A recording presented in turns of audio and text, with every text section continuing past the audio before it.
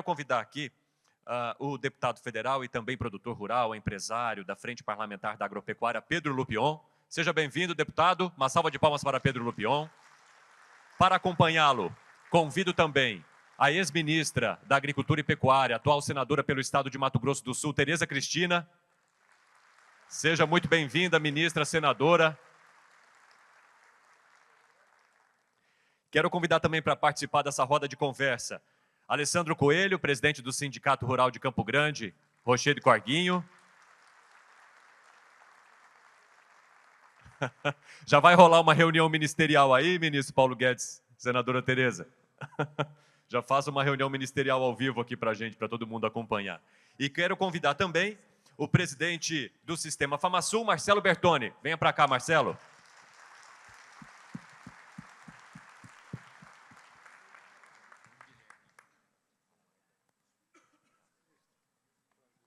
Convido também o Guilherme da Acrisul, pode subir também aqui ao nosso palco. Por favor, Guilherme, seja muito bem-vindo.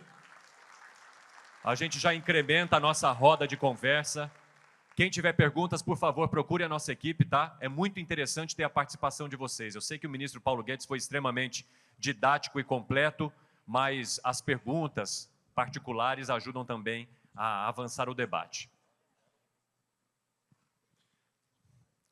Presidente Alessandro Coelho, por favor. Bom dia a todos. Muito obrigado pela presença. A gente sabe que começa cedo aqui, né? O nosso ex-ministro Paulo Guedes já esteve aqui conosco, chegou cedo, atrasamos um pouquinho, né? Afinal de contas, estávamos esperando a Tereza, o Pedro Lupion, o Bertoni chegarem aqui para a gente iniciar os trabalhos. E, assim, eu sou apenas, ministro, um produtor rural, né? Que trabalha com o campo de uma forma muito simples, né? A gente trabalha com vários segmentos e a nossa dificuldade é entender essas questões macro que estão atingindo demais o setor de uma forma como nós não tínhamos essa sensibilidade, né? E resolvemos aí nessa Interagro, que tem sido um evento que tem se transformado com o tempo, numa forma de trazer ideias. E eu fiquei muito grato pela forma como o senhor colocou as ideias, né, as formas de ver, para que a gente possa ter uma perspectiva positiva. O sentimento nosso hoje do produtor rural não é um sentimento positivo. É um sentimento hoje onde a gente está se sentindo oprimido e reprimido, né, por tudo que está acontecendo. Então, aquelas pontuações que a gente falou, às vezes são pequenas, né, mas refletem muito na vida pessoal de cada um, né, e o produtor fica, às vezes, numa visão de futuro, onde a atividade como um todo, às vezes, é mal vista, como o senhor mesmo falou, que a nossa ministra Tereza sempre vendeu a imagem. Tivemos aí um breve período onde o agro teve uma visão diferenciada e a gente se sentiu bem. E agora a gente volta a se sentir mal, né? E o senhor trouxe uma mensagem positiva. Eu acho que o Interagro tem isso, trazer luzes para o setor, né, para que a gente possa visualizar de uma forma diferente. Na sequência, após a palestra de vocês, vamos ter aqui um representante do Escritório de Comércio de Taiwan, para a gente verificar e estudar possibilidades. Estávamos conversando antes do senhor chegar com a representante, e ela nos abre portas, nos abre possibilidades de mercado para o nosso estado, inclusive para o ano que vem, aí, a Rota Bioceânica funcionando, e a gente poder viabilizar.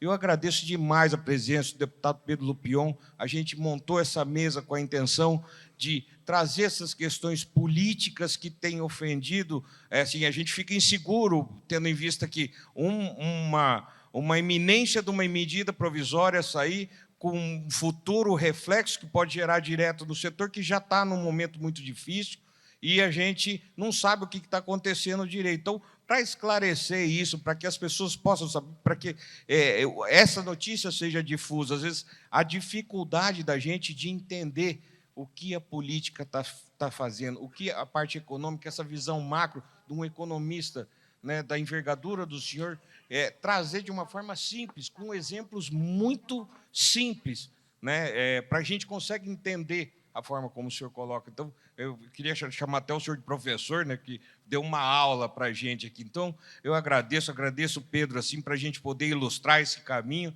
E ao Marcelo Bertoni aqui, que trabalhou forte para trazer o nosso deputado Pedro Lupion, que estava todo dia junto, tá? Junto com a Tereza, e o Guilherme, nosso parceiro. Afinal de contas, o Guilherme é o presidente da instituição mais antiga aqui do estado do Mato Grosso do Sul, desde 1931, e a gente tem a honra de estar junto, sempre empresa parceira, instituição parceira. Obrigado, peço para todos que eu só estou falando a parte de produtor, e agora eu queria passar a palavra para o Bertoni, que ele é o presidente da federação, e é um sindicato aqui tocando um evento que a gente gostaria de que a federação puxasse mais essa ponta.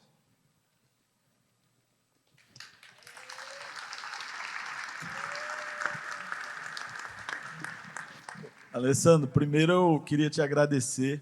Ontem eu não pude estar aqui, você me homenageou e a gente fica feliz. Não esperava a homenagem, eu acho que a homenagem, quando vem, a gente agradece, mas não é isso que a gente persegue. Mas muito obrigado, realmente. Eu acho que você tem feito um belíssimo trabalho. Já em seu nome, quero cumprimentar todos os presidentes que estão aqui presentes. Quero aqui agradecer pelo trabalho deles também, dizer que, como eles estão na base, eles me dão força de estar trabalhando e podendo sair, né? Que eu acho que essa é a importância muito grande. Agradecer a minha família, a Amanda está aqui, que muitas das vezes é a que mais sofre, né?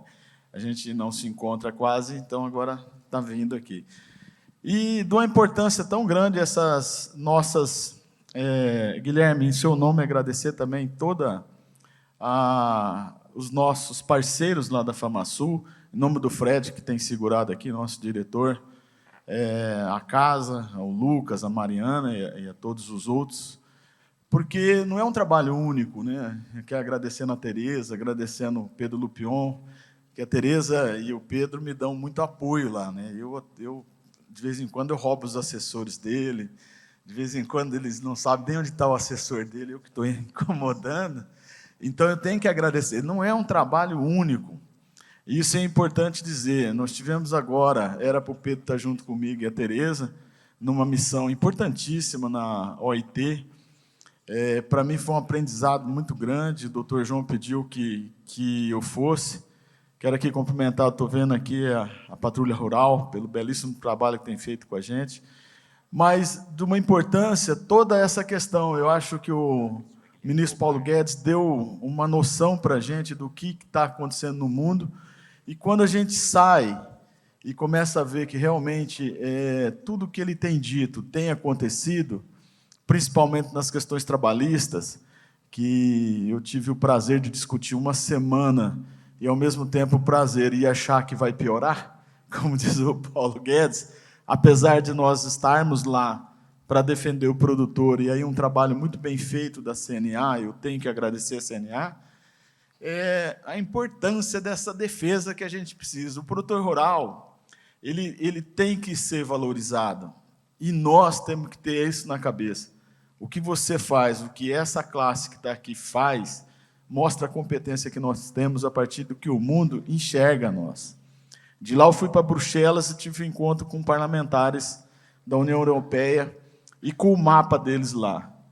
O que me causou mais espanto e a maior certeza que nós precisamos ter, esses deputados, a senadora Tereza, ministro Paulo Guedes, dentro da União Europeia. Nós temos postos da CNA em Xangai, nós temos postos da CNA em Dubai, e, se eu não me engano, tem mais um posto de comércio, de abertura de comércio. O que eu vim de lá, e eu acho que nós temos que fazer agora um trabalho diferenciado, é um posto de defesa dentro da União Europeia. Eles não conhecem o nosso setor. Lá são 720 parlamentares, já não é fácil a gente conseguir convencer, né, Pedro? Às vezes 513, fazer 350, 360 votos dentro de um parlamento nosso, vocês imaginam isso, o brasileiro que conhece o nosso setor. Tivemos uma conversa com o MAPA, onde, e olha, para quem me conhece, não fui eu que dei a canelada. Na sentada que eu tive com eles, a canelada veio de lá para cá, sob a lei do desmatamento zero, que eu me senti tão acuado quanto vocês, às vezes, quando vocês verem alguma coisa do nosso país. Mas o que eu tenho para dizer para vocês? O trabalho não é feito por uma pessoa, são várias. E nós precisamos ter exatamente esse corpo que nós temos hoje, político, porque o Brasil, com certeza, é a bola da vez. E eu estava muito esperançoso também, porque o Parlamento Europeu mudou, né? A gente sabe que os verdinhos caíram, mas, ao mesmo tempo, o que eu conversei com a... Inclusive, Tereza, eu sou a xará, chama Tereza. É que preside a Comissão de Agricultura do Parlamento Europeu. E ela está lá, entra parlamento, sai parlamento há praticamente 20 anos. E ela me disse uma coisa: não é porque mudou que vai melhorar para vocês. Porque não o parlamento, mesmo de direita e o de esquerda, defende o produtor deles, não vocês. Então, a importância da gente ter, por mais que a gente estava esperançoso, né, mudou, está bom, não está bom. Nós precisamos ter realmente esse trabalho feito lá. E eu queria, na verdade, passar a palavra já, eu não sei se para o Guilherme ou direto para o Lupion aqui. Vou dar para o Lupion dar as considerações dele, já agradecendo mais uma vez o Lupion, a Tereza, ao ministro. Alessandro, muito obrigado, ao Guilherme, a todos os meus parceiros aqui. Olha, pessoal, as perguntas já estão chegando aqui, recebi várias, uma salva de palmas para o nosso time. Deputado Pedro Lupion, seja muito bem-vindo, prazer recebê-lo. Quero só contar que o deputado Pedro Lupion é uma pessoa muito acessível. Dia e noite a gente manda mensagem para ele para apurações importantes, e ele é um cara que trabalha realmente para também informar aquilo que a frente parlamentar e aquilo que o agronegócio precisa a nós que levamos essa informação a todos vocês. Então, agradeço aqui pessoalmente e, por favor, conte para a gente um pouquinho do desafio em torno da segurança jurídica. Bem-vindo, deputado. Obrigado pelo convite para estar aqui em Campo Grande com vocês. Quero agradecer ao nosso presidente pela oportunidade. Eu estava devendo, ano passado participei por vídeo, prometi que esse ano eu vinha. Tivemos que fazer toda uma engenharia para conseguir estar aqui hoje com vocês. Ontem estava no evento importante da semente da Prosmate lá em Rondonópolis, depois em Cuiabá.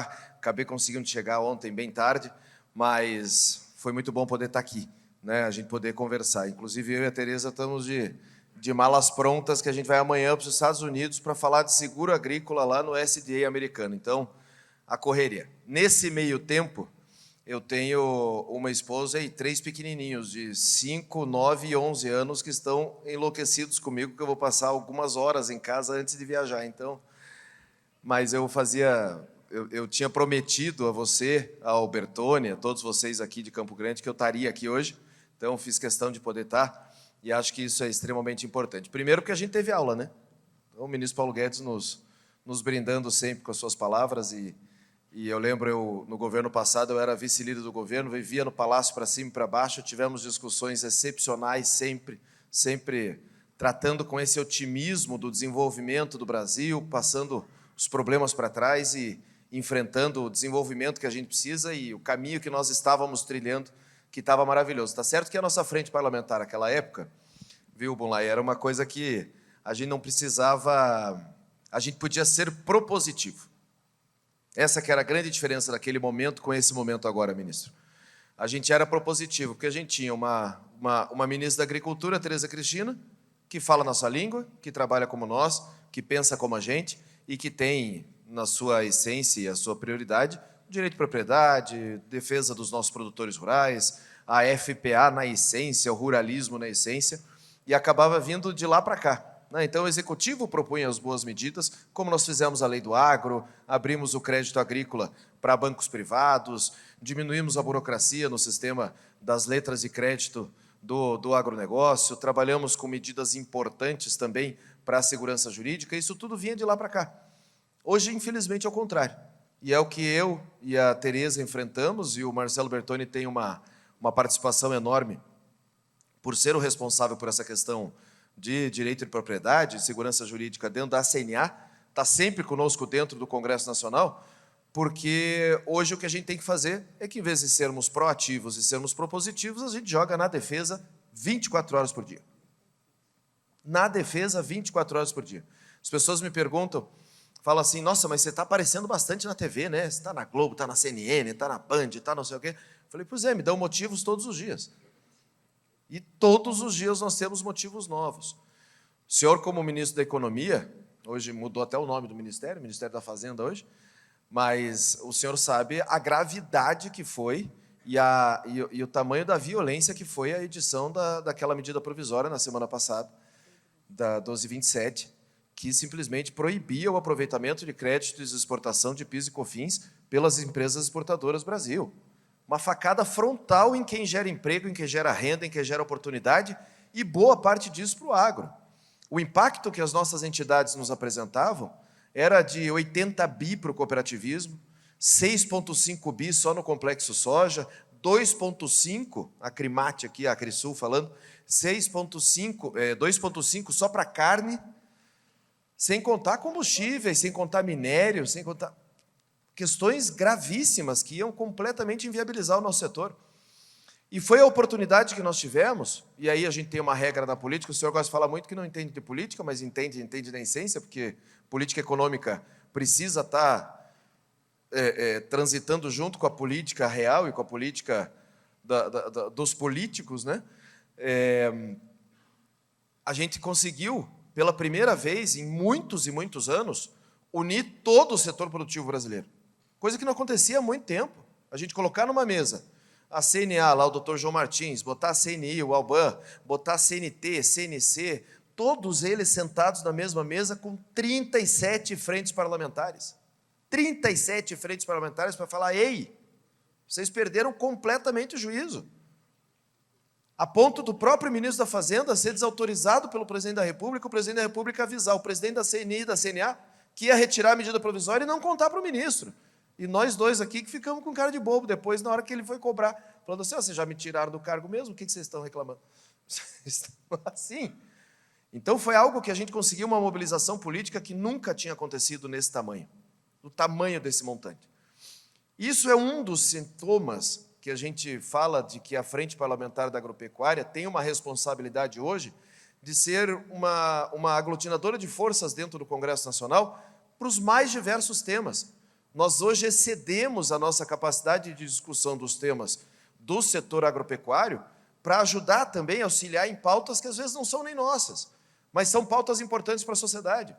No ano passado, em agosto do ano passado, nós paralisamos os trabalhos do Senado e da Câmara para evitar e diminuir e segurar a interferência e a usurpação de competências do Poder Judiciário dentro do Poder Legislativo.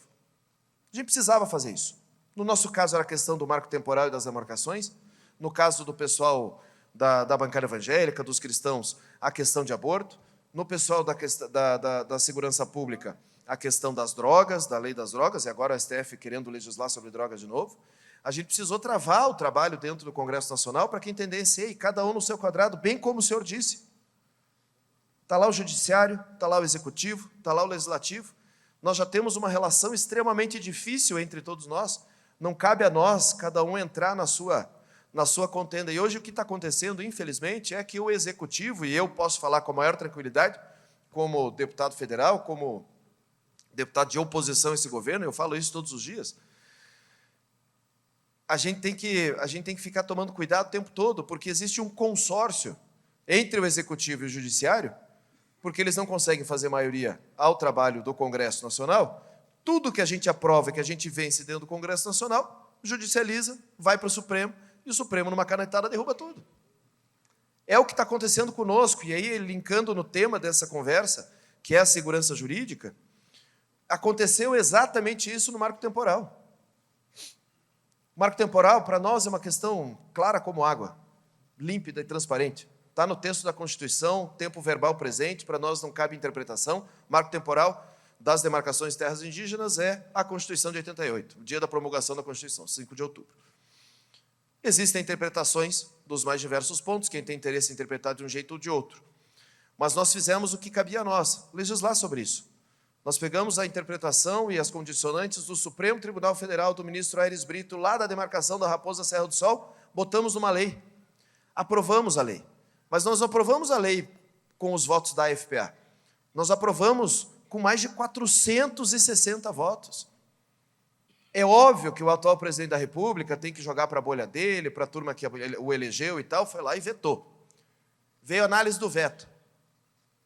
Nós demos de 11-1 a proporção na derrubada do veto. A lei, nas duas casas, sim. Quando eu falo derrubada de veto e aprovação, eu estou falando tanto da Câmara quanto do Senado. Chegou lá no Supremo, judicializado, óbvio. O que fariam? Direito de cada um fazer. Nós fizemos, por um lado, garantindo a constitucionalidade do marco temporal, e a nossa oposição fez, por outro lado, pedindo a inconstitucionalidade. Tivemos uma vitória razoável há poucos dias atrás. O ministro Gilmar Mendes, no seu voto, reconheceu a legalidade da lei, que é um ponto extremamente positivo.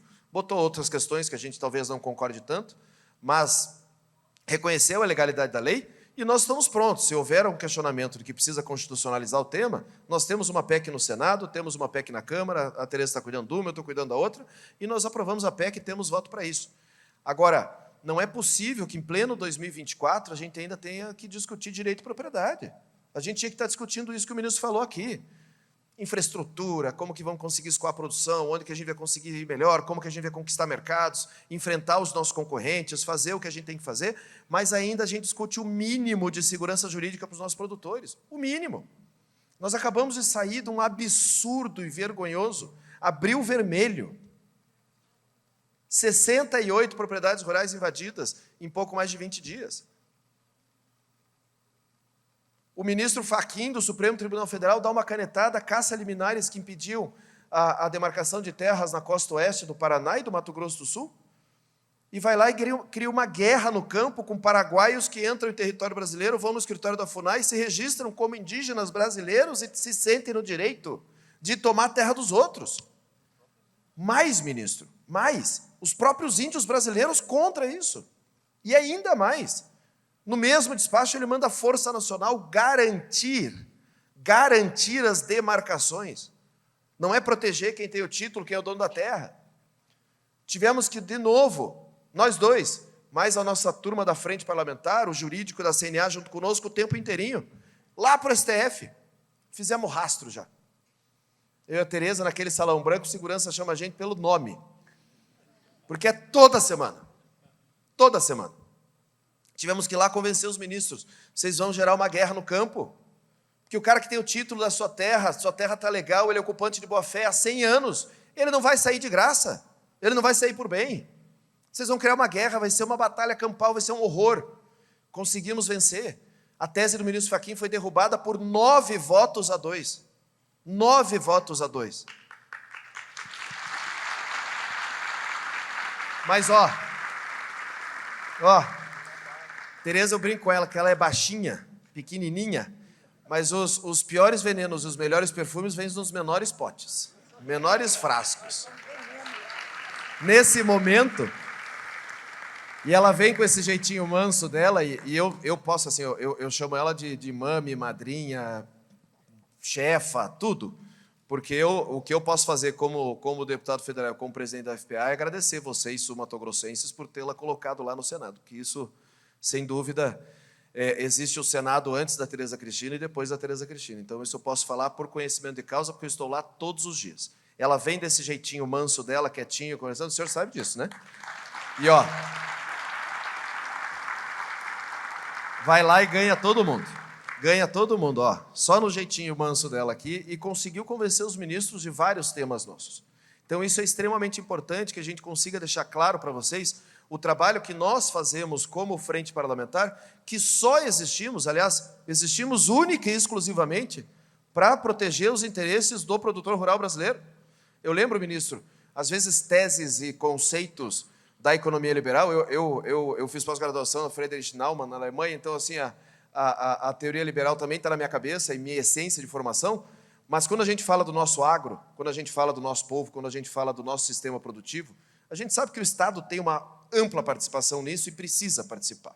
A gente não fala de subsídio, não fala dessa questão, mas a mão forte do Estado tem que estar junto nisso. Seja na questão do... É para isso que ele existe, exatamente. Seja na questão do Plano Safra, seja na questão do auxílio dos produtores, seja na questão do encaminhamento das nossas teses todas dentro do governo. Eu lembro quantas discussões temáticas e conceituais nós tivemos sobre o fomento e o crédito do produtor rural, que são temas que estão no nosso dia a dia constantemente. E aí, linkando, e acho que isso aqui tem que ser debate, não tem que ser palestra, até eu tinha uma apresentação, não vou nem passar, mas linkando aqui um pouco na conversa, essa questão do direito de propriedade é pelo que foi criada a frente parlamentar. A tal da bancada ruralista, que até 2002 era chamada de bancada ruralista e tinham medo do nome, eu não sei porquê, eu não vejo detrimento nenhum nesse nome, somos todos ruralistas aqui, mas hoje FPA, Frente Parlamentar Agropecuária, foi criada lá em 1990, 91, justamente para defender os interesses de direito de propriedade dos produtores, porque na Constituinte, em 88, foi necessária a criação e a fundação da UDR, porque não queriam colocar o que está no artigo 5º. Não queriam colocar direito de propriedade na Constituição, ou seja, não ia ter terra privada no Brasil. Então, teve lá o Abelardo Lupion, meu pai, com muito orgulho, o Caiado, a Tereza e tantos outros que depois vieram a ser parlamentares, vieram a ser políticos, vieram a estar envolvidos nesse dia a dia da política, brigar na Constituinte, sem serem políticos, como entidade de classe, para que isso estivesse na Constituição. Em seguida, resolveram, cada um de vocês sai candidato aí nos seus estados, virem deputados para a gente criar uma bancada nossa. Começou com 6. Hoje nós somos 350. Somos 304 deputados, 47 senadores. É muito forte. O tema que a gente entra, a briga que a gente entra, a votação que a gente entra, o plenário sabe, os líderes partidários sabem, o governo sabe, que obviamente que o plenário e o painel pendem para o nosso lado. Mas isso só acontece porque a gente consegue ter organização, porque a gente consegue ter articulação. Para isso existe ao nosso lado, não é na frente, não é atrás, não é em cima, não é embaixo. Existe ao nosso lado um instituto, que é o Instituto Pensar Agropecuária, que é o IPA, da onde vocês estão representados por cada uma das entidades que representam o setor. São 60 entidades que estão ali conosco, que nos dão o fomento técnico para poder explicar os temas, para poder debater. E hoje eu tenho a tranquilidade de saber que os nossos liderados lá, sejam os senadores ou os deputados, do mais experiente ou aquele que não tem nenhuma ligação com o campo, sabe debater o melão da Bahia, sabe debater a pecuária aqui do Mato Grosso do Sul, sabe debater o direito de propriedade, sabe debater dívida, sabe debater custo, seguro. Isso tudo é pelo preparo técnico que a gente conseguiu proporcionar dentro da nossa frente, e por isso que a gente tem esse tamanho. Vamos passar a bola para os próximos palestrantes aqui, para a gente ir respondendo as perguntas. Obrigado, gente. Deputado Pedro Lupion, muito obrigado. E eu aproveito já para fazer um link com a senadora Tereza Cristina, porque, senadora, a senhora ocupou o ministério de maneira brilhante, né, justamente antes de assumir esse cargo como senadora da República pelo estado de Mato Grosso do Sul. Teve uma passagem muito elogiada e com uma ótima aprovação pelo Ministério da Agricultura e Pecuária na gestão anterior. E eu queria entender agora, estando do outro lado, logo depois de ocupar o executivo, como que a senhora analisa esses desafios em termos jurídicos e também de lutas que são necessárias para garantir que o agronegócio possa avançar. Seja muito bem-vinda, um ótimo dia para a senhora. Muito obrigado, bom dia a todos. Eu não vou mais cumprimentar aqui, todos já estão devidamente cumprimentados, mas eu preciso aqui dizer da minha satisfação de estar hoje, nessa manhã, aqui na nossa Campo Grande, no Mato Grosso do Sul, com meu querido amigo Paulo Guedes e com meu querido amigo Lupion, os dois que vieram aqui hoje para conversar conosco. E aqui, ministro, eu estou vendo gente do estado inteiro, estou vendo gente do Sul, do leste, do oeste, enfim, vários amigos e todos muito interessados, eu tenho certeza, que vieram aqui para ouvir o senhor e o meu querido Pedro Lupion, que é uma revelação, ministro. Mas dizer o seguinte, fazendo um paralelo com o passado. Quando eu fui ministra da Agricultura, eu já tinha passado pela Câmara e tive o privilégio de ser membro dessa frente parlamentar e depois presidente dessa frente. E, então, o aprendizado foi muito grande. Depois, convidada e indicada para o presidente Bolsonaro pela frente parlamentar para ocupar o Ministério da Agricultura. Mas eu só pude fazer o meu trabalho, e se nós tivemos sucesso lá, foi graças ao presidente Bolsonaro, que, primeiro, me deu autonomia total, deu a todos nós, né, ministro?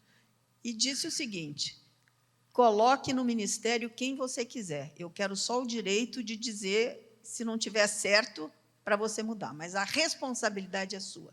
Então, nós tivemos essa felicidade de poder levar pessoas que eu, né, dentro dos que eu conhecia, pessoas, uma equipe de pessoas muito boas e que trabalhou para que a gente pudesse melhorar o ambiente de trabalho dentro do Ministério da Agricultura e trabalhar a agricultura não só dentro do país, mas também lá fora, que é um ponto que depois nós vamos falar, muito importante, que é de imagens e narrativas que a gente tem. Segundo, ministro Paulo Guedes, eu não me esqueço de, no primeiro mês do governo, nós tivemos uma crise de leite, sobre o leite, e nós estávamos 11 horas da noite no ministério lá, o que nós vamos fazer, né?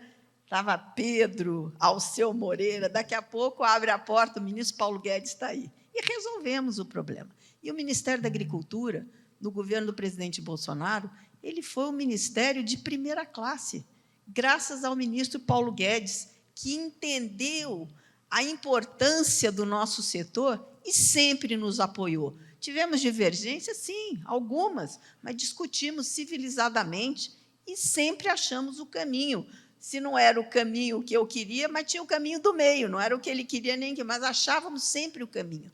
E, com isso, o Ministério da Agricultura e o setor produtivo brasileiro pôde navegar em águas bem mais calmas do que hoje a gente navega. E Marcelo está lá todo dia, Alessandro, nos ajudando nessa tarefa difícil, porque o legislativo é convencimento. A gente tem que convencer os que pensam diferente da gente com argumentos e mostrar o que é que nós queremos, onde nós queremos chegar, os efeitos da legislação proposta, se ela é ruim, se ela é boa, enfim. Então, é sentar de maneira civilizada. E o ministro Paulo Guedes falou uma coisa muito boa. Enquanto a gente tiver cutuca daqui, cutuca dali, é muito mais difícil. É uma perda de energia, gente. Porque hoje, lá no Senado, na Câmara, enfim, no Parlamento brasileiro, nós estamos tendo um problema muito sério.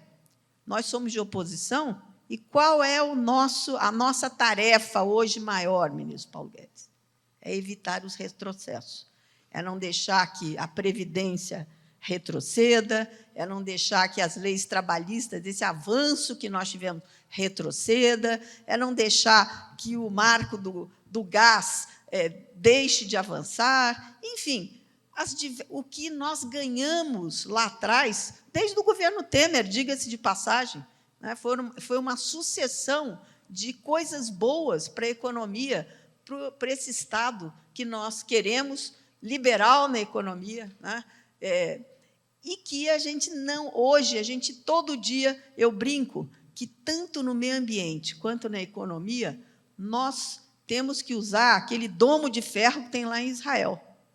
Porque é tanta bomba que chega e a gente tem que não deixá-las explodirem, a gente tem que fazer com que elas explodam antes de chegar em terra. Então, nós temos que usar domo de ferro lá toda semana, né, Pedro? E aí dizer do trabalho que o Pedro vem fazendo, com uma habilidade enorme, né? Um menino bom, preparado, mas que vem trabalhando para que a gente possa juntar outras frentes junto com a nossa, que é muito forte hoje, mas sozinhos a gente nem sempre consegue vencer. E isso precisa de habilidade.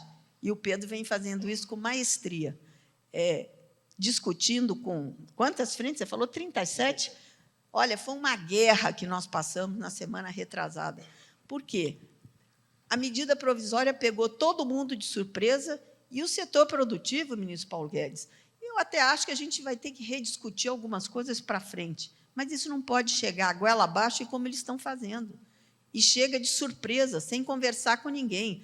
O setor produtivo nosso, o agropecuário, no boi eram R$11 por arroba que se perderia num primeiro momento. R$11 por arroba.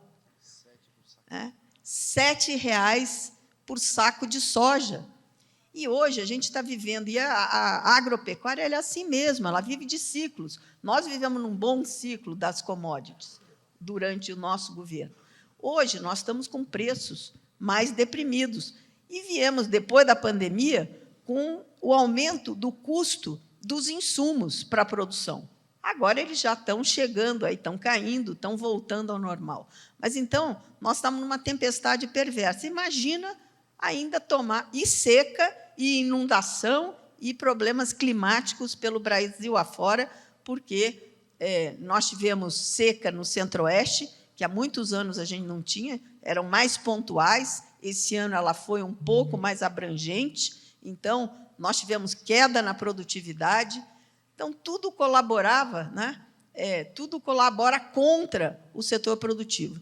E aí, não só, como disse o Pedro aqui, eram muitos outros setores que ficariam prejudicados, e sem uma conversa. Na verdade, nós seguramos o touro na unha lá, Laucídio, não foi fácil, eu e o Pedro resolvemos nem viajar para a OIT, deixamos essa missão aí para a CNA, o Marcelo lá nos representando, que também é um outro problema muito sério, mas dizer para vocês que essa união nossa, essa organização nossa é que nos dá força para que a gente possa vencer as várias bombas que vêm chegando, e elas diárias, e que elas chegam primeiro no Legislativo. E aí essa união de forças entre Executivo e Judiciário tem sido muito prejudicial também. Eu sou uma otimista por natureza, eu acho que alguns setores já estão entendendo isso e começam, não a retroceder, mas a avaliar melhor, e eu espero que a gente tenha sucesso, porque muita gente está vendo que esse modelo não está funcionando. E isso não é bom para o país. E, como disse o ministro Paulo Guedes aqui, lá tem gente ruim, mas tem muita gente boa também, pensando no nosso país. Obrigado, senadora. Eu vou pedir a Alessandro e ao ministro Paulo Guedes, se vocês puderem, virem para este sofá, para que todos que estejam naquela plateia de lá também, que vocês não fiquem de costas para eles. Por favor, ministro, se o senhor pudesse deslocar aqui para a nossa parte central, porque eu vou começar... pode vir junto com a ministra. Já faz uma reunião ministerial, os dois juntos aí no meio do sofá. Aí, abriram um espacinho para o senhor aí, ministro. Pode sentar aí no meio. Podia se candidatar a senador, né, daqui a 2 anos. E aí? Ia qualificar muito. Olha que se houver essa possibilidade, eu vou fazer a pergunta aqui para a gente dar manchete amanhã, ou hoje mesmo, hein? Olha, chegaram algumas perguntas aqui. A primeira que eu vou falar é do Jean Américo, economista do Sistema FamaSul. Cadê o Jean? Levanta a mão se puder, Jean. Opa, obrigado pela pergunta, Jean, seja muito bem-vindo, e ela é para o ministro Paulo Guedes. Ministro, ele está perguntando o seguinte: em um cenário de escassez de crédito agrícola, quebras de safras recorrentes e por questões climáticas, como de que maneira que a reforma tributária proposta pelo governo poderia ou irá impactar a competitividade do agronegócio brasileiro? O microfone está aí à sua direita, por favor. Ótima pergunta. Ontem eu, como disse antes, eu conversei com o Arthur Laffer, que é o da curva de Laffer, que defende que esses impostos... Ele, inclusive, acha que a grande depressão nos Estados Unidos foi causada exatamente porque, num momento em que colocaram tarifas, a economia, tarifas de importação, na época, os produtos começaram a se encarecer, etc., a economia começou a esfriar. E aí eles aumentaram os impostos. Ele acredita firmemente que a Grande Depressão foi causada por uma grande elevação de impostos em meio a uma crise. Então, os exemplos que você deu, seca aqui no Centro-Oeste, inundações no Sul, dificuldade com os exemplos que o Alessandro deu também, o câmbio subiu um pouco, o preço dos insumos está subindo. No meio daquela confusão, você vem e aumenta os impostos, ele acha que isso levou o país a uma grande depressão. Então, uma coisa importante é diferenciar reforma tributária de aumento de impostos. Uma reforma tributária é quando você coloca, por exemplo, uma alíquota sobre juros e dividendos, tira a dedução do juros sobre capital próprio. Bancos, por exemplo, eles dizem que a alíquota de imposto é 39%, e, na verdade, efetiva é só 13%. E se o lucro é 100, na hora de distribuir o dividendo, qual é o seu lucro? 100 milhões. Aí paga o dividendo para todo mundo. Aí chega a Receita Federal, qual é o seu lucro? Só 12. Ué, mas não era 100? Não, mas eu tenho que deduzir o juros sobre capital próprio, que é uma prática interessante para evitar o imposto inflacionário. Mas devia ser para todas as empresas, não só para banco. Ou todo mundo tem isso ou não. Então, no fundo, por que a inflação não dura muito nos países mais avançados? Porque todo mundo paga esse imposto inflacionário. Todo mundo sente, é ruim, aí você vota no outro, derruba a inflação, etc. Aqui não, tem gente que está anestesiada, porque tem indexação, tem reposição, tem dedução de juros sobre capital próprio. Então, uma reforma tributária ela tem que atacar isso. Ó, eu vou tributar 60 mil CPFs, que são que a gente chama do super rico, 360 bilhões de lucro ano. Essa turma tem que pagar pelo menos 15%. É o que nós fizemos e aprovamos na Câmara de Deputados. Ao mesmo tempo, eu reduzo a tributação sobre a empresa. Se o dinheiro fica na empresa, para fazer investimento, inovação, criar emprego, a alíquota é menor. Ah, não, o dono agora quer tirar o dinheiro da empresa para comprar o seu avião, sua ilha, seu iate particular. Ok, passa no imposto de renda, paga a sua alíquota primeiro. Então, são coisas simples, onde a ideia não é aumentar os impostos, a ideia é simplificar, tornar socialmente justo, mais eficiente, desonerar. É um movimento que aconteceu ao longo de 40 anos lá fora. Os impostos sobre empresas eram altíssimos e eles foram sendo reduzidos ao longo do tempo.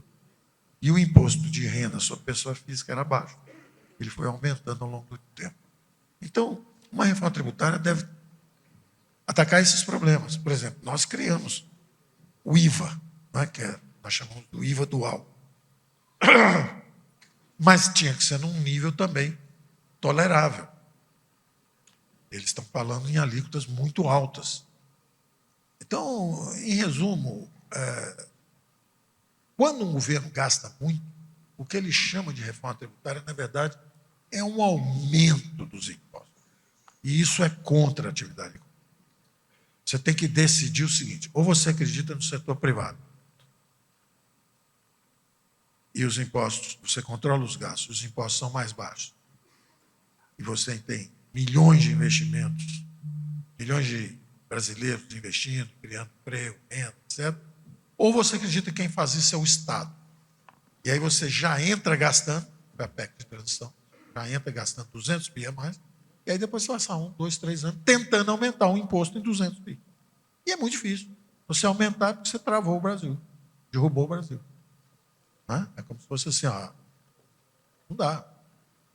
Você tirou o leite da vaca um ano, tirou o segundo, no terceiro você matou a vaca. Não estava nem em idade do abate, nada disso. Você matou por excesso de impostos. Então, nós temos que ter uma diferença muito clara na nossa mente, que uma coisa é aumentar os impostos. E não tem nada contra, não. Por exemplo, eu acho que nós devíamos ter um mecanismo muito simples, que todo mundo tem que entender. Então, por exemplo, o teto. O teto era... O governo gastou tanto, por tanto tempo. Os gastos... O governo Bolsonaro foi o único governo do Brasil que saiu gastando menos do que quando entrou, como percentagem do PIB. Nunca houve isso. Então, os governos gastaram tanto. Isso para um economista bem informado, é simples de ver. Você olha de longe, você fala assim, os próprios militares estão gastando muito, tomando petrodólares lá fora, depois do choque do petróleo, os árabes estão reciclando os dólares e tal. As estatais brasileiras estão investindo, de repente, crise cambial. Toda hora tinha uma crise cambial. Inflação. Os militares saíram com 200%. Eles entraram com 100%. Estabilidade social e tal, entraram. Na saída, 200%. Por quê? Estado. Gastaram. Depois crise cambial, isso, aquilo, aquilo outro. O país crescia 7%, mas só crescia 5%. Aí a gente faz a transição democrática. Aí o pessoal começa a gastar as legítimas aspirações sociais de uma democracia emergente. Vamos dar dinheiro para os mais frágeis e tal. Só que esqueceram de privatizar. Já que o Estado agora vai ser um Estado mais preocupado com assistência social, ele não pode ficar sendo fábrica de aço com prejuízo, entregando carta de correio com prejuízo. Não dá para ficar fazendo prejuízo em tudo. Você vê que nós triplicamos os programas sociais dando superávit. 25, 26 estados, governo federal, estatais, 5 mil municípios, todo mundo no azul. Então, se você for eficiente de um lado, você consegue até ser mais generoso do outro. Agora, se é só gastar, gastar, gastar, aí você entra nesse ciclo perverso. Primeiro, gastou muito, foi para 2 hiperinflações. Aí aprendeu, não posso emitir moeda, mas posso fazer o quê? Aumentar imposto. Aí você vai aumentando imposto, aumentando imposto. Aí o Brasil, taxa de crescimento desaba. Crescia 7, 5, 3, 2, 0. Aí você fala, e agora? Como é que eu faço? Bom, agora eu vou me endividar em bola de neve. Aí continua gastando e sai se endividando. Você está jogando a conta para os seus filhos e netos. Está errado. Tá? Como é que resolve isso? Depois de pensar muito, experiência no governo, falei, o teto. O teto era um mecanismo de desespero. O governo gastou tanto que o Temer entrou, botou um teto lá. Mas, inclusive, não se aplicava a ele. Né? Eles deram aumento de salário para todo mundo, botaram o teto e falaram, quanto é que dá para gastar? Gastamos tanto. Bota o teto ali que o próximo pega. Éramos nós. Aí, quando nós chegamos, veio o Covid. Aí você fala, bom, o teto, tudo bom, cumprimos no primeiro ano, no segundo ano, com o Covid. Não esquece. Aí criamos uma cláusula de exceção. Nós estávamos já com o Pacto Federativo. 3 PECs, justa, além da reforma administrativa, final do primeiro ano, fizemos a reforma da Previdência, lançamos o Pacto Federativo, aconselhados pelo presidente do Senado, dizendo, olha, não manda tudo no APEC só não, fica difícil aprovar, manda 3, a gente entrega um para um partido, outra para o outro, outra para o outro, e todo mundo vai entender, e nós vamos, por isso que eu digo que tem muita gente boa lá, porque a pessoa, olha, faz isso, isso, isso que dá. Na hora que a gente ia mandar, vem o Covid, explode tudo. Aí pedimos ajuda. Prêmio, TCU, todo mundo, olha, nós vamos ter que abrir o teto para poder atender as pessoas. Mas é um ano só, é só durante o Covid, um ano e meio e pronto, fazer. Ou seja, fizemos um regime ali de guerra, mas em compensação, seguramos outras despesas. Depois de viver essa experiência toda, para mim está muito claro. Realmente, numa democracia, o social-democrata, que está há 30 anos na hegemonia no Brasil, foi a primeira vez que nós fizemos uma aliança de liberais e conservadores. Foi a primeira vez que houve uma aliança de liberais e conservadores para sair dessa armadilha. Eu, durante a campanha, até usei uma imagem interessante, que era o seguinte, os americanos, vocês desculpem, eu às vezes falo muito, mas eu acho que são exemplos interessantes, que é o seguinte, eu usei a armadilha do moinho circular, the circular mill trap, a armadilha do moinho circular. Isso é o seguinte, só os americanos mesmo tinham muito dinheiro para fazer pesquisa. Está no livro do Jared Diamond, um livro super interessante, Germs, Guns and Steel. Os germes, as armas e o aço. Como é que a história da humanidade tem sempre guerra. Interessante, ele estava falando de quando os espanhóis descobriram, os portugueses descobriram a América, vieram para cá e várias populações indígenas morreram pelos germes que eles trouxeram, pelas doenças novas que eles trouxeram. Ao mesmo tempo tem guns, armas, e tem o aço, as espadas e tal. Então, ele conta uma experiência que é o seguinte, os caras vieram aqui os pesquisadores americanos vieram aqui para a selva amazônica e descobriram a armadilha do moinho circular. Eram umas formigas, com a bunda vermelha e grande, porque a selva é verde. Então, por seleção natural, a forma daqueles animais viverem na floresta, eles não estavam entendendo, porque elas ficavam rodando, uma fila, assim, um raio de 10 quilômetros, elas rodando até morrer. Em 2, 3 dias morriam. E eles avançavam na selva, de repente tinha outra bola, armadilha do moinho circular. As formigas rodando, morriam. Só, o animal não se suicida, isso é coisa de ser humano que pensa, fica triste, fica deprimido. Bicho não suicida, bicho luta até o final para ficar vivo. Que diabo é isso? Vamos estudar esse troço. Aí mergulharam, mas chegaram à conclusão. A conclusão é a seguinte: formiga sai em busca de comida de manhã. Vai, achou um favo de mel. Aí vão lá, pegam o mel e está voltando. E elas vão seguindo, a bunda é vermelha, grande, bota aquela bunda para cima, uma segue a bunda da outra, elas vão, e o cheiro também, vão. Só que quando tem uma fila indo e uma fila voltando, de repente, para desviar de uma árvore, ela engata. Ela desvia e tromba nessa outra fila que está indo. E aí, em vez de voltar para casa, ela começa a rodar. E vai rodando. E eu brinquei na campanha eleitoral que nós estávamos assim, o social-democrata fez a armadilha do moinho circular, porque é assim, saía do Lula, ia para o Ciro, sai do Ciro, vai para o Fernando Henrique vai para o Brizola, do Brizola para o Ciro, você só podia votar na esquerda, só tinha esquerda. Social-democracia, 30 anos de governos de esquerda. Aí, pela primeira vez, ia ter um governo diferente, que ia ser liberais e conservadores, vencendo a social-democracia e tentando um caminho novo, que era o caminho da prosperidade. Então, eu, depois dessa experiência toda, eu falo, realmente não devia ter o teto. O social-democrata tem o direito de gastar mais, mas ele não pode causar imposto inflacionário, que atinge os mais frágeis, ele não pode empurrar a conta para futuros filhos e netos nossos, para gerações futuras. Ele tem que aumentar imposto. Então é o seguinte, tem o social-democrata, gasta mais e aumenta imposto, e tem o liberal-democrata, gasta menos e baixa o imposto. E aí vamos ver quem cresce mais, se é o Estado ou se é o setor privado. Então, o que eu proponho hoje é o mecanismo mais simples do mundo. Tem um negócio chamado, como é que é a política monetária no Brasil? Meta de inflação. A inflação tem que estar entre 3 e 4,25, o que for, a meta, bota a meta lá. Se a inflação está muito alta, aí o governo sobe o juro até botar a inflação na jaula de novo. A inflação está baixinha, pode baixar os juros, tudo bem. Nós devíamos ter para a política fiscal a meta de dívida. Meta de dívida. Você quer gastar mais? Pode gastar, mas não joga a conta para os meus filhos e netos, não. Vai lá e paga. Vai lá e aumenta os impostos. E enfrenta a próxima eleição aumentando os impostos. Você viu o que eles fizeram. Eles gastaram mais, vieram para cima para aumentar os impostos. E vocês reagiram. Falaram, não, espera aí. Então, é bom. É o que está acontecendo na política brasileira. Então, vocês têm uma ferramenta extraordinária. Eu vi em ação a Tereza Cristina, extraordinária. Gente, fogo amigo tranquilo, com alto respeito, desenho bacana. Eu sei o que é que ela representa, ela sabia também os meus limites. Extraordinário. Ninguém é dono da razão. Vence o melhor argumento. E nós entendíamos um ângulo do outro, espetacular. Lupion também jovem. Quem falava muito nele no início era o Onix, né? Ele vinha lá do Sul também. Tem um jovem aí, o Lupion, vou botar não sei o quê. Entrou no circuito também, aprendeu, espetacular, fazendo um trabalho maravilhoso.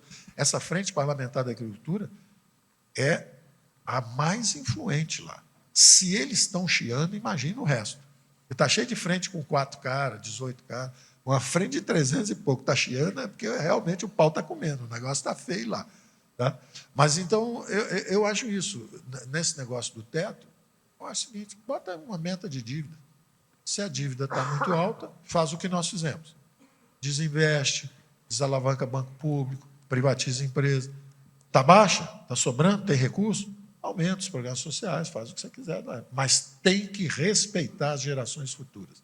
Não pode gastar como se não houvesse amanhã. Então, essa enxurrada de impostos que está se abatendo sobre vocês, e possivelmente sobre o Brasil, chamando-se de reforma tributária, na verdade, já está prejudicada pelo fato de o que se precisa mesmo para financiar um governo social-democrata é muito imposto. É isso que é a verdade do que está acontecendo agora. Como gastou na PEC Transição 200 bi para começar os trabalhos, agora vai ter que correr atrás de imposto 1, 2, 3 anos, e é o que estamos vendo.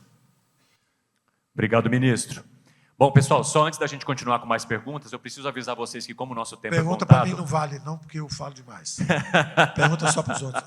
Ainda a gente tem mais perguntas que chegaram aqui para o Pedro Lupion, para a Tereza Cristina. Só um aviso a vocês, logo depois desse nosso bate-papo, haveria uma palestra aqui no auditório ao lado, os impactos da reforma tributária no agronegócio, com o Lúcio Bastos. Estava prevista para acontecer entre 10 e 11, mas ela foi transferida para as 3 horas da tarde, aqui no auditório lateral. Então, só esse recado para vocês. Guilherme Bunlai também, seja muito bem-vindo agora oficialmente, né? Você que sentou ao nosso sofá, mas ainda não conseguiu conversar conosco. Um ótimo dia para você. Bom dia a todos. Rapidamente, parabenizar você, Alessandro, e toda a sua diretoria pelo brilhante evento, meu amigo Marcelo Bertoni, e gostaria de agradecer à senadora Tereza Cristina, deputado Lupion, por todo o trabalho que tem feito na defesa do agro. Nós nos sentimos representados por vocês e temos a completa segurança que vocês lá estão fazendo o melhor trabalho possível para nós do campo. Agradecer também nosso ministro pela aula e já gostaria de fazer uma pergunta para o Pedro Lupion a respeito do que se espera, o que dá para se esperar do Plano Safra que está por vir. E também uma pergunta para o ministro a respeito da taxa de juros. Quais são as perspectivas, na visão do senhor, a respeito disso, uma vez que para nós é muito importante... 1 minuto de resposta. Se o governo gasta mais, o que acontece com os juros? O governo gasta mais. Ele vai lá e precisa tomar empréstimos no mercado. Então, enquanto ele não fizer a reforma tributária, que na verdade é um aumento de impostos, ele se endivida. Quando ele se endivida, o juro sobe. Todo mundo acha que o Banco Central é que manda no juro. Não é. O Banco Central é um espelho. O governo gasta muito, o espelho mostra uma cara. O governo gasta menos, o espelho mostra outra cara. O Banco Central, na verdade, são as ilusões da economia, né? Assim, quem manda é o empresário, não, quem manda é o consumidor. O empresário tem que servir o consumidor. Se ele fizer um produto que o cara não quer, mas parece que quem manda é o empresário, ele que junta a mão de obra, ele que decide. Faz... A mesma coisa o juro, parece que é o Banco Central que manda. Não é.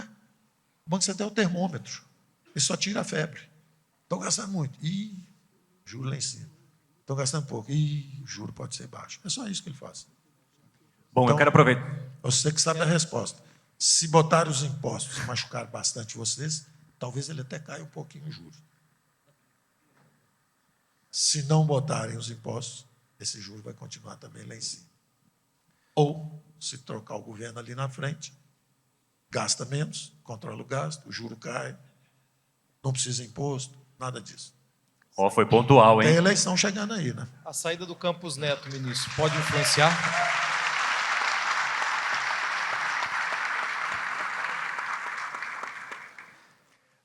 Posso? Rapidamente, porque também essa mesma pergunta foi feita pela Sônia Rodrigues, que é de Maracaju, é isso, né? Produtora rural, e também pela Rayane, da Comissão FamaSul Jovem. Ela queria saber tanto de você, Lupion, quanto da senadora, o que esperar do Plano Safra para este ano. Plano Safra... Mas o Pedro responde, para a gente ganhar tempo, porque nós dois estamos juntos em todas as reuniões. Então ele responde. O discurso é o mesmo. Plano Safra são 3 pontos principais, né? A gente tem que saber equalização de juro, seguro, auxílio comercialização. Todo esse montante vai virar o que é o volume de transações e o volume de acesso a crédito que será possível.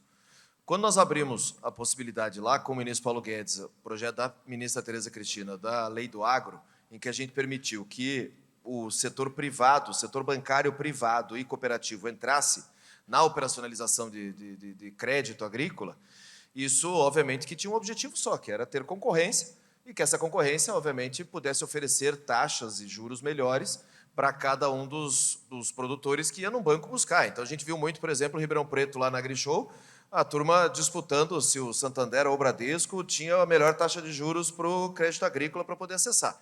Isso hoje é um pouco mais prejudicado. Um pouco mais prejudicado porque a gente passou por momentos extremamente difíceis, né? Difíceis de verdade, essa seca não é só centro-oeste, eu sou do Paraná, meu estado passou por uma seca gravíssima que não acontecia já há muito tempo.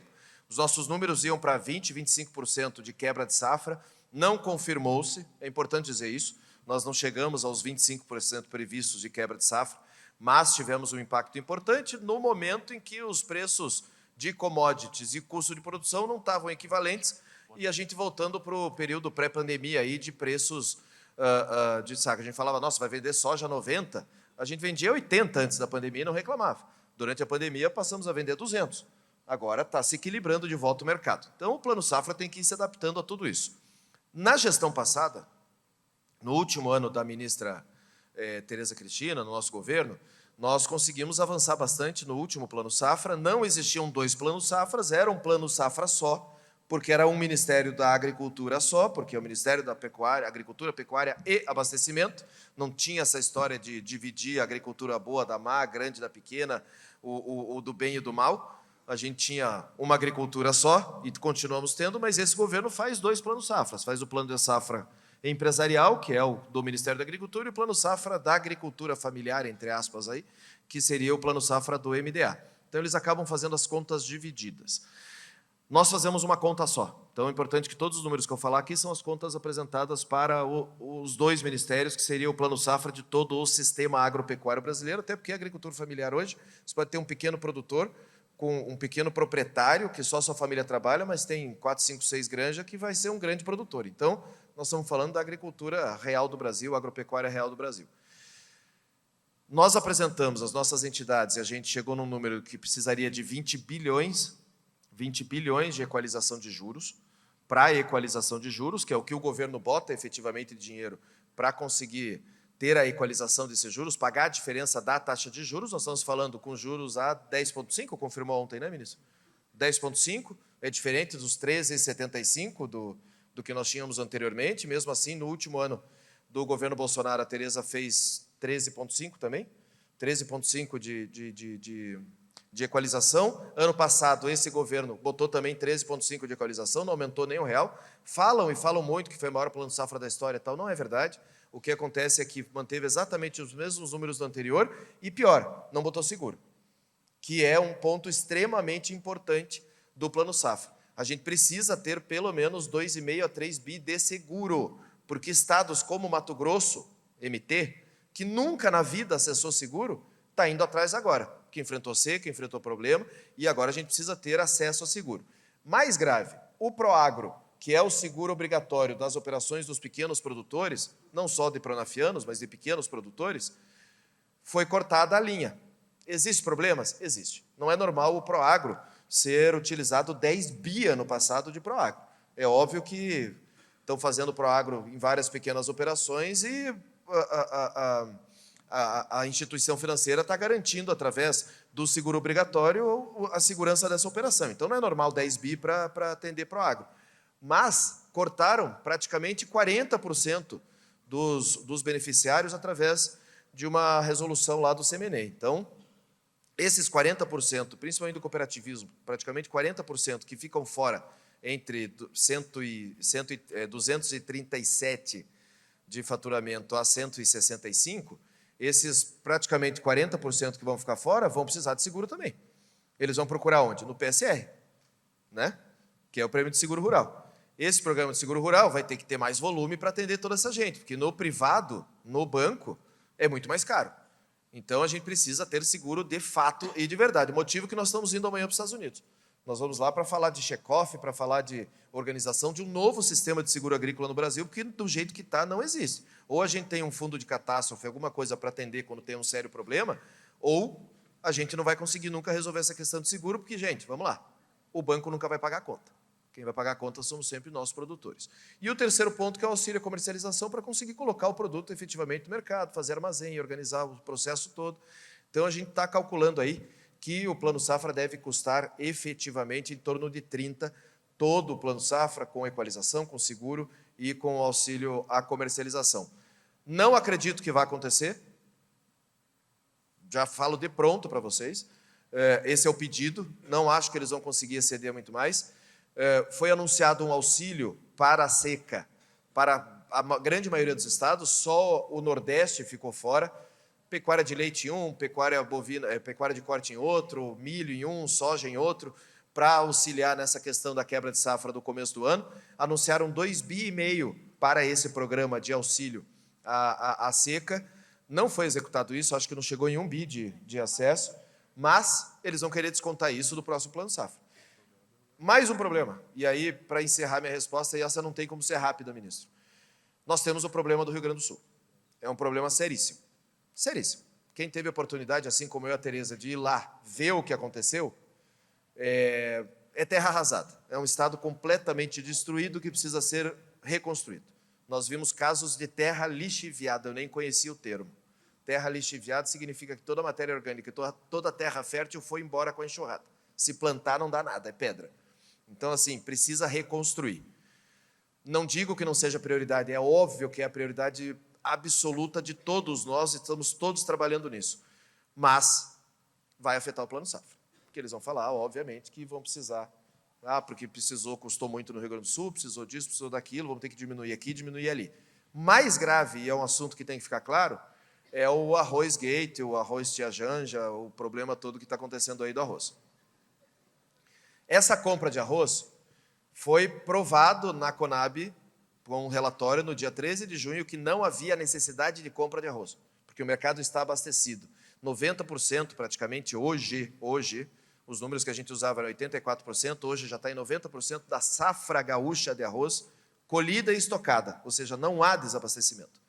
O governo, na maior falcatrua mais recente já existente, e aí uma pedalada claríssima, falando um pouco do teto que o senhor falou aqui, ministro, o governo usa um decreto de emergência do Rio Grande do Sul para editar uma medida provisória para a importação de 7 bilhões e 200 milhões de reais de arroz, sob a justificativa da crise do Rio Grande do Sul, para importar arroz que não é, obviamente, comprado dos produtores gaúchos, para distribuir em território nacional, que não é para distribuir no Rio Grande do Sul. É uma pedalada para conseguir acessar 7 bilhões num decreto emergencial para ser extrateto e fora-teto. Tem falcatrua, tem sacanagem, alguém está levando e nós estamos tentando descobrir. Então, é importante deixar claro que tudo isso é conta de um governo que só gasta e o tempo todo tenta aumentar a arrecadação para justificar os seus gastos. Bom, eu tenho uma última pergunta aqui. Antes, deixa eu registrar e dar as boas-vindas à prefeita Adriane Lopes. Prazer recebê-la aqui no nosso Interagro. Já vou convidá-la porque tem presente para a senhora aqui também. Prazer recebê-la. E, senadora Tereza Cristina, para a gente arrematar, vem uma pergunta aqui da Luana Ruiz, perguntando o seguinte: tanto a lei do marco temporal quanto a decisão do Supremo Tribunal Federal do Indigenato prevê indenização. E a Luana Ruiz quem é? Por favor, levanta a mão, aqui no cantinho. Obrigado, viu, Luana? E ela fala o seguinte: indenização é a solução? Ela perguntou o seguinte: tanto a lei do marco temporal quanto a decisão do STF prevêem indenização. Indenização é a solução?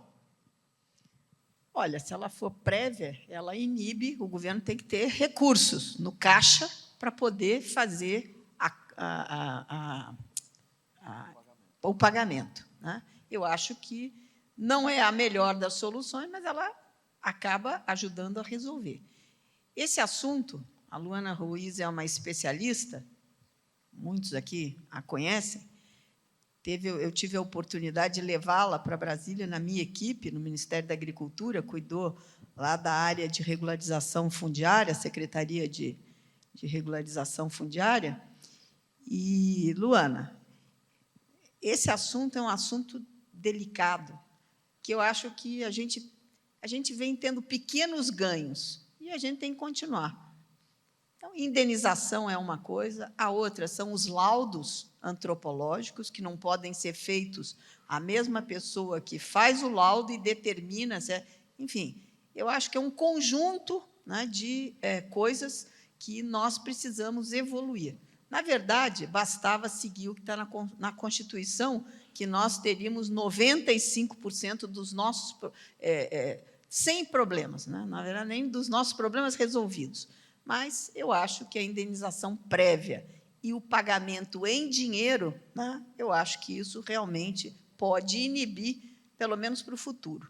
E aí, para o passado, né, a gente resolver aqueles casos que já estão aí postos de injustiça dos dois lados, né? Mais para os produtores, eu quero dizer, mas precisa isso urgentemente ser resolvido. Nós estamos aguardando a tal da comissão que o ministro Gilmar Mendes propôs, né, de conciliação. Vamos ver se a gente consegue andar por esse caminho. Tanto na lei quanto na decisão do STF. Eu acho... Só complementando, tanto na lei que a gente aprovou, quanto na decisão do Supremo, é exigida a indenização prévia de terra nua e benfeitoria. Ou seja, não se demarca se não fizer isso. E vou ter que entrar nesse assunto, porque é um assunto que nós trabalhamos muito, e a intenção é que seja feita, sim. Nós temos que construir um caminho para isso. O que não pode é 30 anos de propriedade invadida. O caminho nós estamos procurando, Tenho trabalhado muito com o Lupion, com a Tereza e também com o Guilherme, tem me ajudado nessa questão. É o melhor caminho? Eu não sei se é o melhor caminho. Não sei. Mas eu acredito que nós temos que achar um caminho. E se esse for um caminho, ou que seja indenização ou permuta, para a gente conseguir tirar esse produtor que quer realmente sair desse problema, vai ser o caminho. E que talvez esse seja o caminho que não permita mais ter invasão, a partir do momento que o governo, e nós passamos esse número para eles, são mais de 10 milhões de hectares. Se você fizer uma conta de padaria de R$20.000 por hectare, são 20 bilhões. Será que isso não vai frear essa vontade de invasões? Isso a gente sabe só de terras que nós sabemos que tem um estudo. A FamaSul fez um estudo, nossos técnicos, tirou da página da FUNAI o que nós sabemos que estão o que está lá, que tem números, fora o que está em estudo. São 10 milhões de hectares. Os que estão em estudo nós não sabemos. Agora, será que não vai parar?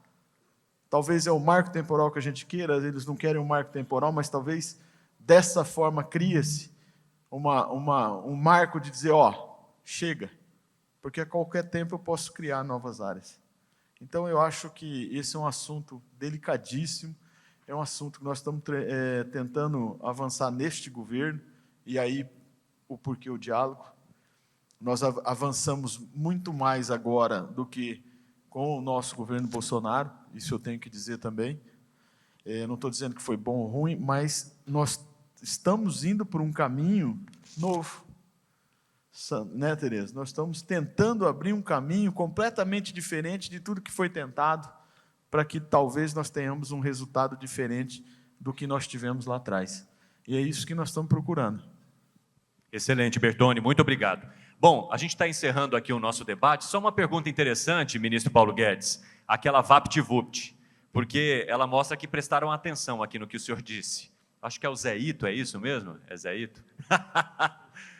Ele falou o seguinte: nós, produtores rurais, somos os alemães vencidos na Primeira Guerra. O que fazer?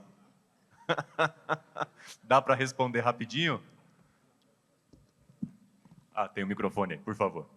Eu acho que o caminho é esse que vocês estão percorrendo, sabe? A gente fica abatido, às vezes. Eu mesmo, ou melhor o país, eu vou embora. Não vou embora de jeito nenhum. Já tive 1 milhão de convites para ir embora daqui. Não vou sair nunca. Você só tem que... Aquele negócio, você só esperneia, né?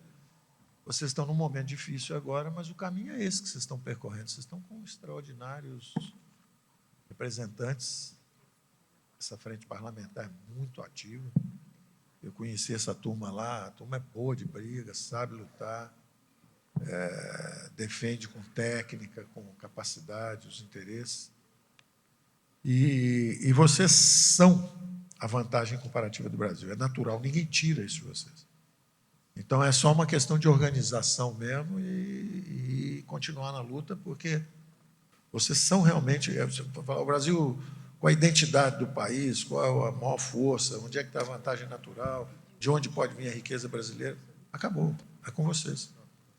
Então, vocês vão expandir cada vez mais sua área de atuação. Como eu disse, vocês vão sair do agrícola puro e vão invadir a agroindústria. Isso nos próximos 5, 10 anos, em cima de energia barata. E tem que percorrer esse caminho que vocês estão percorrendo. Tereza Cristina conhece tudo, passou por lá. Antes de você era o Alceu, né? Era o Braille Maggi, depois veio o Alceu, né? Veio você, depois veio o Alceu, quando você saiu da FPA. Marcos Montes. Não, Marcos Montes virou ministro quando você saiu. Mas na FPA, antes dele teve um, que era o Alceu Moreira. Eu lembro que o cara me visitou lá, falava grosso, intimidava. Eu tive boas batalhas com o setor. Gaúcho, bravo, não, vamos fazer isso, fazer aquilo. Eu falei, nós estamos do mesmo lado, meu amigo. Teve uma vez que foi o pessoal também da Polícia Federal, todo mundo armado, tudo cheio de arma e tal. Nós somos bolsonaristas, nós queremos isso, queremos aquilo, não sei o quê. Não falaram somos bolsonaristas, mas falaram assim, nós estamos num governo que é gentil às nossas causas. Não sabe? E aí eu não atendi o que eles queriam lá na hora, não. Era um caso diferente de vocês. Vocês tinham belos pleitos. Lá era só uma coisa de queremos aumento, queremos isso, queremos aquilo. Lá eu falei, não vai ter aumento, não. Todo mundo armado. Aí, no dia seguinte, o presidente me chama. Aí tá todo mundo armado de novo, né? Aí o Bolsonaro brincando, pô, todo mundo armado aqui, tudo bolsonarista. Eu falei, não, se fosse bolsonarista, não estava exigindo. Se fosse bolsonarista, não estava exigindo isso do senhor. Está usando justamente a proximidade que tem com o senhor para conseguir um favorecimento. Está errado. Se fosse bolsonarista de verdade, entendia que está todo mundo no momento de sacrifício. Aí, na mesma hora, eles mesmos falaram, não, ele tem razão, então, todo mundo guardou o revólver, estava tudo certo. Então, a Tereza Cristina ganhava sem revólver.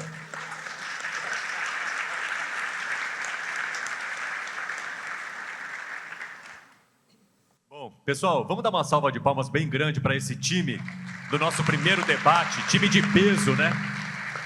Eu peço a vocês que permaneçam um minutinho aí.